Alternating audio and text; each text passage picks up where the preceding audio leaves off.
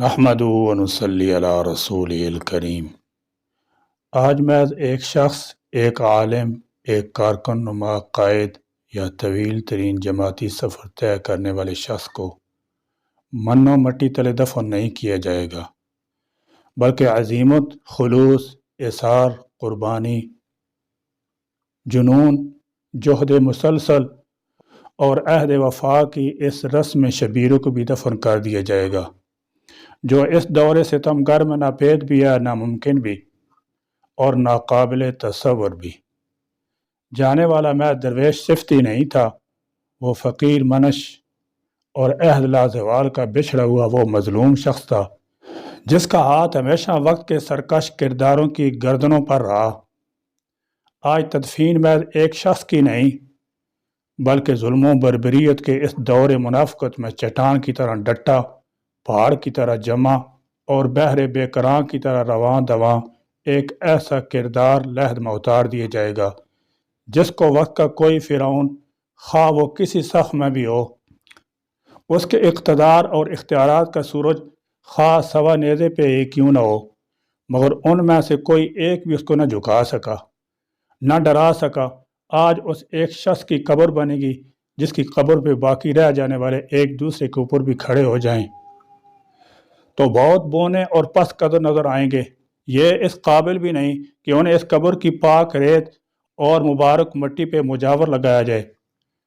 مگر اس سب کے باوجود یہ ملک ہمارا ہے، یہ شہر ہمارے ہیں، اور ان سے کہیں بڑھ کر وہ نظریہ ہمارا ہے جس پہ برسوں قبل کسی نوائے حق نے اس عظیم انسان کو بھی لگایا تھا، اور یہ پھر سد سکندری بن کر اس کے مشن، نظریے اور کاز کی خاطر ڈٹا رہا۔ توڑ پھوڑ، تخریب کاری اور قانون کو ہاتھ میں لینا اس فقیر کا کبھی درس نہیں رہا، جو گزشتہ کل جمعۃ المبارک کے دن 22 جمادی الثانی کی شام وصال یار کے بابرکت اجتماع سے واپسی پہ شہادت کی دعا کے ساتھ محض 20 منٹ بعد رخصت ہو گیا۔ تاہم ریاست سے یہ سوال ضرور ہے کہ علماء کرام کے تسلسل سے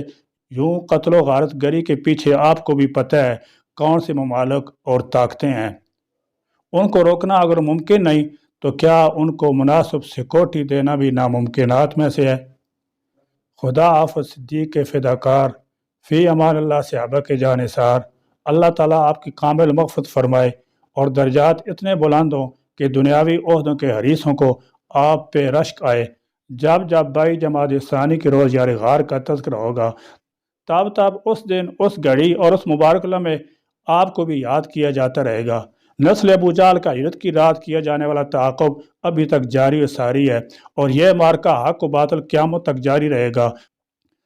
آپ خوشبخت بھی ہو اور قابل رشک بھی، جنہوں نے آج ایک بار بھی اس مادہ پرستی کے بام عروج میں ایک نقطے پہ امت کو پھر یکجا کر دیا کہ فنا فی اللہ کی تہ میں بقا کا راز مضمر ہے،